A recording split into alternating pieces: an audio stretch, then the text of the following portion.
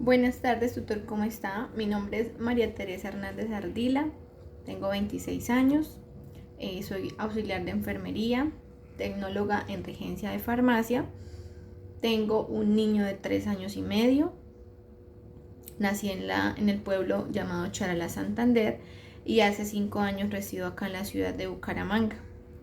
Decidí estudiar psicología ya que por el ambiente en que me he desarrollado pues laboralmente hablando, en salud pública, he conocido el impacto que tienen los psicólogos en la comunidad pues que más los necesita.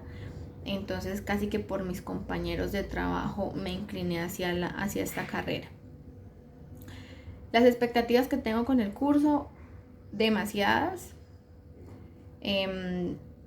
Paso a paso con las tutorías, la verdad que me ha llamado mucho la atención esta materia. Entonces las expectativas son bastante altas. El primer interrogante que tenemos es ¿cuál es la relación entre la psicología y la psicobiología? Entonces la relación que estas dos áreas tienen es que estudian al hombre desde su dimensión física como en su dimensión mental. Recordemos que la psicología estudia la relación del hombre con su psiquis, y la psicobiología estudia la conducta humana y los procesos que le permiten interactuar en relación con su entorno desde el ambiente biológico. La segunda es la reseña histórica de los inicios de la psicobiología. Entonces vamos a recordar que los egipcios creían que el comportamiento era dado al producto. Bueno, la reseña histórica de los inicios de la psicobiología, entonces inician con los egipcios, los cuales aludían a que el comportamiento era dado a la bilis. Continuaron los asirios, los cuales contemplaban que el comportamiento era regido por el hígado. Luego Abneón de Catrona en el siglo V a.C. consideró que el intelecto estaba en la cabeza. Luego llegó Aristóteles, que dice que es el corazón el centro del intelecto. Llegó René Descartes en el siglo XVII y propone que la glándula pineal es el centro de conexión entre el cuerpo y la mente. Da continuidad en el siglo XIX Müller, quien por medio de la ley de las energías específicas manifiesta que hay un estímulo para cada respuesta. Luego Bell, por medio de estudios neuroanatómicos, dice que hay una diferencia del cerebro y el cerebelo, quien es el que controla los movimientos. Luego Galli expone su teoría de la frenología, la cual fue descartada porque no pudo ser comprobada. Da continuidad Ramón y Cajal, quienes exponen la teoría de la neurona manifestando que el cerebro posee células que puede transmitir información. Luego llega Bodman, el que realiza una subdivisión de la cabeza y define que hay diferentes formas de procesar la información.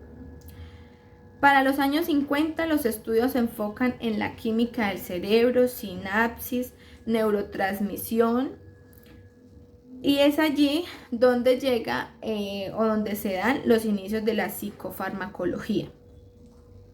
Para los años 70 la neurociencia aparece con mayor fuerza, generando estudios en todas sus ciencias.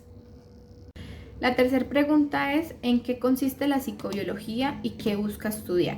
Entonces es una disciplina científica, consiste en el estudio del comportamiento humano y la mente y es capaz de describir por qué nos comportamos como nos comportamos. Estudia la conducta, el medio ambiente y las sustancias biológicas. Bueno, la cuarta pregunta es ¿qué tan importante es el estudio de las funciones cerebrales humanas para la psicología? Entonces, aplicar la psicología desde la ciencia y los estudios de las funciones cerebrales es primordial, ya que la conducta, el aprendizaje, la memoria y entre otras funciones objeto de estudio de la psicología se originan en el cerebro. La quinta pregunta es, ¿qué aspectos se deben tener en cuenta frente a la investigación de temas relacionados a la psicobiología y la psicofisiología? Entonces, los factores que debemos tener en cuenta son los siguientes. La observación, que es de donde depende los datos que se requieran pues estudiar, y es la fuente que nutre la ciencia. La segunda medida, se logra determinar los datos claves estableciendo variables del fenómeno que se investiga. La tercera es la ley empírica, que abarca la conclusión de las observaciones y la experimentación. Y la última es la teoría. A medida en que se logra explicar los fenómenos, se da paso a una teoría formal.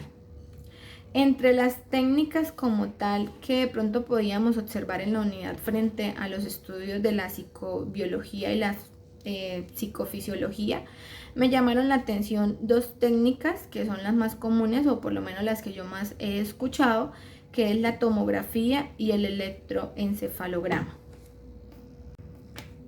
¿Cuáles son los aspectos éticos que se deben tener en cuenta al momento de investigar en esta área? Vamos a ver 4 aspectos. El primero de ellos es la no maleficencia, no hacer daño, respetar la integridad física y psicológica de la persona objeto a estudio. Beneficencia, que es hacer el bien, generar beneficios, respetar la integridad del ser humano.